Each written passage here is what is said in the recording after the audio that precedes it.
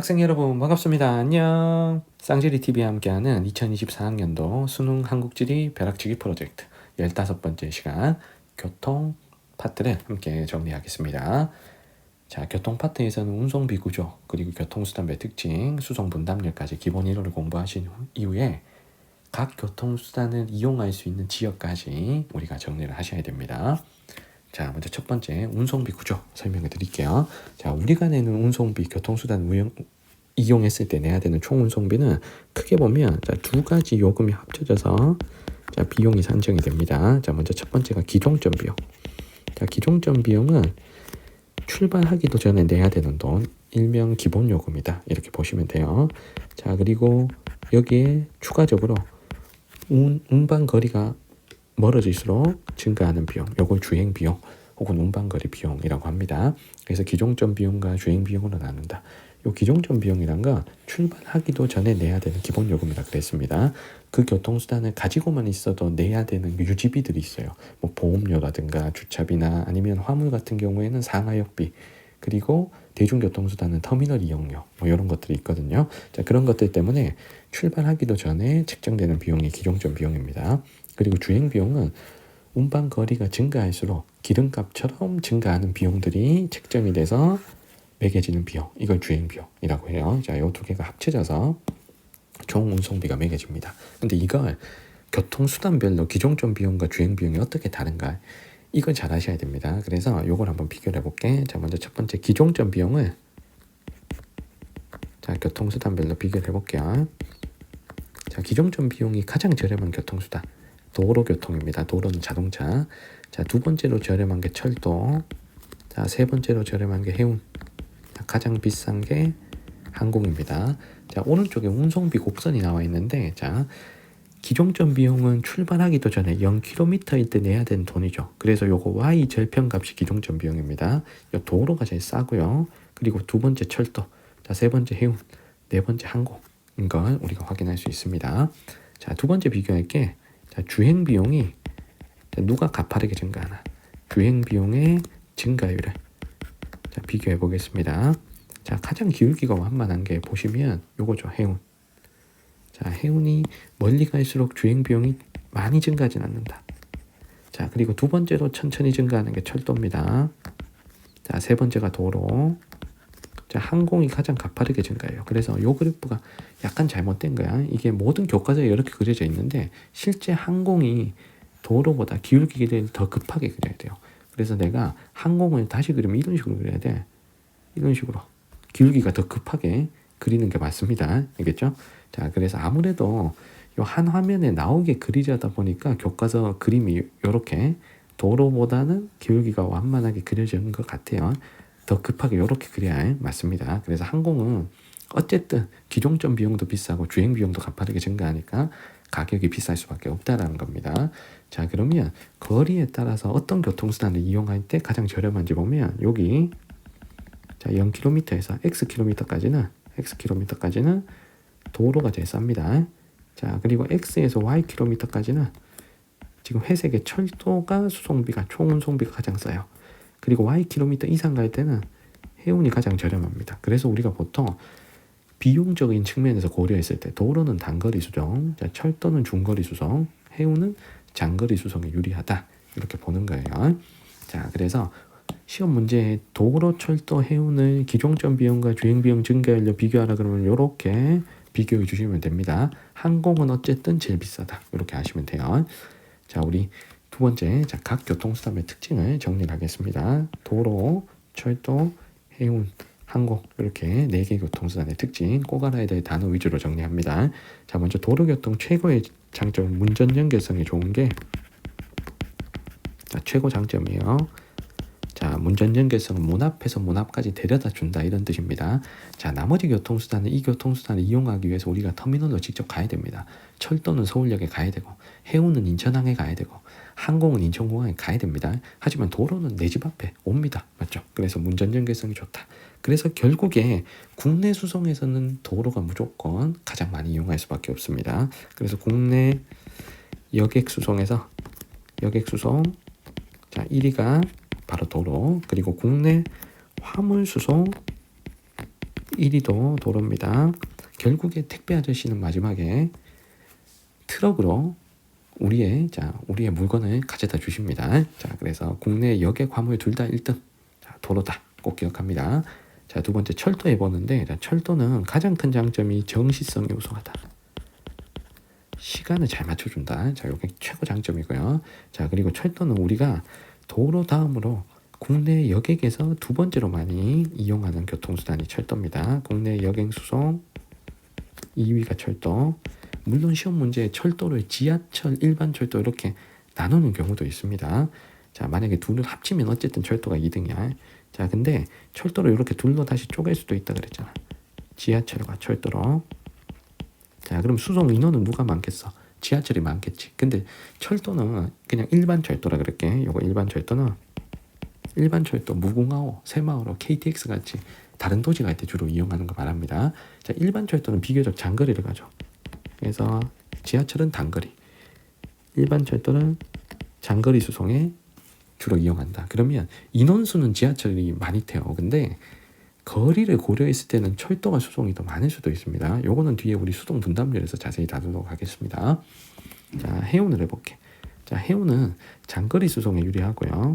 그리고 배가 엄청 크기 때문에 대량으로 수송할 수가 있습니다. 자, 그리고 주로 화물 위주로 이용을 한다. 장거리 대량 화물 위주로 이용한다. 자, 그리고 최고 단점은 느린 게 최고 단점이고요. 그리고 또 단점이 기상 제약이 있다. 자, 요게 단점입니다. 뭐 태풍 오고 안개 끼고 이러면 운행을 못 하니까요. 자, 그래서 해운은 우리 국제 화물에서 가장 많이 이용되는 게 해운이죠. 국제 화물 수송 1위 교통수단이 해운. 그리고 국내 화물 수송에서는 자, 도로 다음으로 2위를 차지하는 게 해운입니다. 자, 네 번째 항공 해볼게. 항공 최고 장점 빨리 간다 이거지. 빠르다. 자, 그런데 단점은 가격이 비싸고요. 항공도 기상 제약이 있습니다. 자, 안개 끼고 태풍 오고 강풍 불고 활주로에 눈이 쌓이고 이러면 운행을 못하죠. 그리고 항공은 주로 외국에 나갈 때 우리가 여객으로 주로 이용을 합니다. 그래서 국제 여객 수송 분야에서는 1위다. 자, 요거 기억합니다. 자, 그리고 최근에 시험 문제 이 교통수단을 이용할 수 있는 도시를 물어보는 문제들이 많아서 선생님이 자, 요거를 한번 정리를 해볼게. 일단 항공에서 자, 국제공항 위치를 좀 아셔야 돼요. 자, 국내공항, 국내선 전용 공항은 시험에 잘 안 나오니까 국제공항 위치를 아셔야 되는데 요게 국내에 딱 8개가 있습니다. 요 8개 혹시 모른다. 올해 나올지도 모른다. 자, 요 8개 좀 기억해 주셔야 돼요. 일단 국내 최대 국제공항 하면 인천국제공항. 자, 그리고 서울에 김포공항 있고요. 그리고 부산에 김해공항이 있습니다. 김포공항이 경기도 김포에 있는 게 아니고 서울시 강서구에 있어요. 자, 그리고 김해공항도 김해국제공항도 경상남도 김해시에 있는 게 아니고 부산광역시에 있습니다. 그래서 내가 서울 부산을 쓴 거야. 알겠지? 자, 그리고 제주국제공항. 자, 요 4개는 여러분들이 일반적으로 잘 압니다. 자, 그런데 밑에 줄에 쓰는 4개가 의외로 국제공항이 있는 도시들인가. 자, 먼저 대구 있습니다. 대구. 선생님 고향 대구도 나름 국제공항입니다. 일본 가는 비행기, 중국 가는 비행기 있어요. 자, 그리고 지금 쓸 도시는 시험 문제 많이 나온 도시예요. 청주국제공항. 청주. 자, 일단 6개까지 나왔습니다. 나머지 2곳 더 쓸 건데 여기는 시험에 나온 적이 없어. 그래도 혹시 모른다. 알고 있어야 돼. 전라남도 무안에 국제공항 있고요. 강원도 양양에 국제공항이 있습니다. 자, 무안 양양 국제공항 엄청 생소하죠. 자, 그래도 혹시 모릅니다. 요거 좀 기억해 주세요. 국제공항 8개. 자, 그리고 지하철 탈 수 있는 도시들. 자, 요거 물어보는 케이스도 있습니다. 자, 지하철을 탈 수 있는 도시가 어디냐라고 물어보면 일단 수도권 전철이 자, 서울하고 경기도, 인천 대부분 지역을 커버하죠. 그래서 수도권 전철 노선이 수도권 외곽까지 연장된 3곳을 아셔야 돼. 일단 남쪽에 천안아산. 자, 그리고 춘천 가는 경춘선이 전철로 바뀌어가지고 이제 춘천도 자, 수도권 전철이 연결되어 있습니다. 자, 거기다가 지방의 광역시들. 자, 부산, 대구, 대전, 광주. 자체 지하철이 있고요. 그리고 울산광역시는 부산의 지하철이 울산까지 연장이 됐습니다.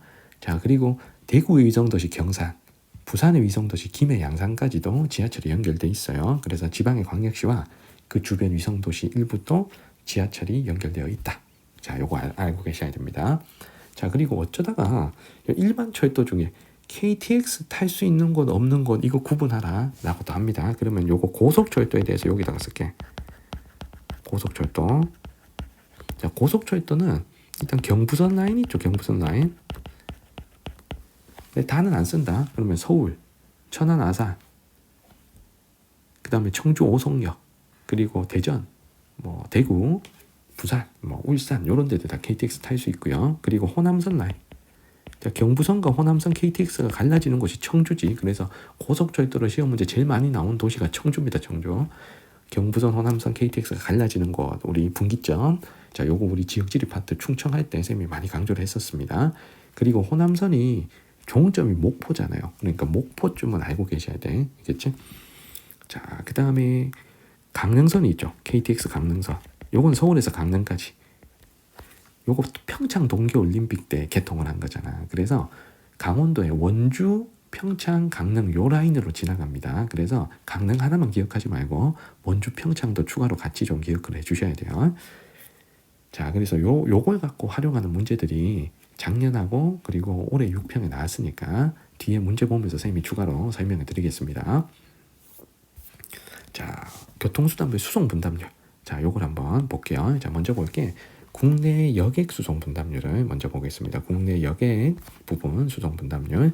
근데 여기 그래프 보면 안쪽은 인 기준이고, 자, 바깥쪽은 인 곱하기 킬로미터, 요 점이 곱하기잖아. 그러니까 인 곱하기 킬로미터 기준 이렇게 나와 있습니다. 요 두 개가 순위가 살짝 달라요. 자, 먼저 인 기준은 얼마나 많이 태웠냐 이거야. 태운 인원수야. 태운 인원수. 요거 도로가 1등입니다. 자, 2등이 지하철이고요. 자, 3등이 철도. 그리고 항공 해운 비율이 많이 낮은데 그래도 항공이 해운보다는 살짝 높아요. 자, 그런데 수송 인원에다가 거리를 곱해버리면 순위가 살짝 달라집니다. 자, 그래도 여전히 도로가 1등이야. 자, 그런데 2등이 철도로 바뀝니다. 일반 철도로. 지하철이 3등으로 내려가요. 자, 이건 왜 그러냐면 철도가 인원수는 적어도 훨씬 멀리 가기 때문에 그렇습니다. 거리를 가중치를 주면 철도가 2등으로 올라섭니다. 그리고 항공해운은 그대로 4등, 5등 간다. 그래서 여객수송 분담률을 물어보면 국내 여객수송 분담률 일단 무조건 1등은 누구다? 도로. 그리고 상황에 따라 2, 3등은 바뀔 수 있으니까 기준을 잘 보고 문제풀이를 하셔야 돼요. 자, 그 다음에 국내 화물수송 분담률을 볼게. 자, 국내 화물수송 분담률 간단합니다. 도로가 1등. 자, 그리고 해운이 2등. 자, 철도가 3등이고요. 그리고 항공이 꼴찌. 그리고 지하철은 화물을 하지 않으니까 요 넷만 순위를 잡으시면 돼요. 자, 국제는 더 간단합니다. 여기 지금 국제잖아. 자, 국제 여객부터 볼게. 자, 국제 여객. 국제 여객은 당연히 항공 1등이죠. 그리고 해운은 비율이 낮지만 있긴 있다. 자, 그런데 국제 여객 수송에서 철도나 지하철이나 도로를 이용한다. 이건 절대 안 되는 거죠. 자, 그 다음에 화물 해볼게. 국제 화물. 자, 이건 해운이 1등이겠죠. 다음에 항공이 엄청 적지만 그래도 있긴 있다. 자, 그래서 이런 것들 알아두시고 여러분들 문제풀이 하시면 되겠습니다. 자, 관련 문제. 올해 6월 모평 12번 문제를 보겠습니다. 자, 표는 각 지역에 입지한 교통 관련 시설을 나타낸 것이다. AD에 대한 설명으로 옳은 것. AD는 고속철도, 도로, 지하철, 해운 중 하나라고 했습니다. 자, 먼저 A는 어디에나 다 있네요. 그리고 여기 밑에 요거 봐봐. 이용 시설은 각각 고속철도역, 지하철역, 버스 정류장, 항만을 의미한다 라고 했습니다. 그러면 선생님이 일단 C가 좀 튀어요. 대구에만 없어요. 자, 목포, 부산, 제주 해안가 도시잖아. 항만이 있겠지. 근데 대구에는 항만이 있으면 안 되잖아. 그러면 C는 항만. 대구에 없는 거 항만 연결합니다. 자, 그리고 B를 보니까 제주도에만 없네요. 자, 제주도에 KTX는 없잖아. 고속철도. 자, 대구, 부산은 경부선 고속철도가 있고요. 목포는 호남선 고속철도 종점이잖아. 자, 그리고 A는 다 있는데, 자, D는 목포와 제주에는 없고, 대구와 부산에만 있습니다. 자, 요게 찾는 것 중에 지하철이겠죠. 자, 지방의 광역시에는 다 지하철이 있다 그랬지. 자, 버스 정류장은 다 있을 거니까 A가 도로 이렇게 찾으면 됩니다. 자, 1번에 운전 연결성이 가장 좋은 교통수단은 도로죠. A죠. 자, 틀렸고요. 자, 2번에 국내 여객 수송 분담률은 철도와 해운 중에 철도가 더 높기 때문에 정답은 2번입니다. 자, 3번의 도입 시기는 지하철은 1970년대 도입이 되었고 자동차는 그보다 훨씬 이전에 도입됐기 때문에 요건 틀렸고요. 자, 4번에 D는 C보다 화물의 장거리 수송에 유리하다. 화물 장거리 수송은 해운이 유리하죠. 자, 5번의 기종점 비용은 도로가 가장 저렴하고 그리고 해운이 가장 비싸야 되니까 1등이 C가 돼야 되고 꼴찌가 A가 돼야 맞습니다. 자, 정답은 2번입니다. 자, 마지막 작년 수능 11번 문제 풀어볼게요. 자, 찾아야 될 도시가 익산, 청주, 대구, 부산입니다. 자, 보니까 항만은 지금 부산에 여기만 있습니다. 답을 얘기해 버렸네. 자, 익산, 청주, 대구는 내륙 도시잖아. 근데 부산만 항구 도시니까 나래 부산 찾을 수 있습니다. 자, 일단 부산 찾았으니까 남은 세 도시 중에 요 지하철역이 다 도시에만 있네요. 자, 지하철은 지방의 광역시에는 다 있으니까 다에 대구가 들어가야 맞겠죠. 익산, 청주 지하철 없고요. 자, 국제공항은 가 도시에는 없는데 나 도시에만 있습니다. 청주 국제공항 있잖아. 익산은 국제공항 없죠. 그러면 나에다가 청주를 쓰시면 정답은 지금 1번이 되겠습니다. 자, 이렇게 우리 교통과 관련된 공부 함께 해봤습니다. 자, 질문 있는 친구들 댓글 남겨주시면 잘 답변 드리겠습니다. 구독과 좋아요도 부탁드릴게요. 오늘 영상 여기까지입니다. 여러분들 안녕.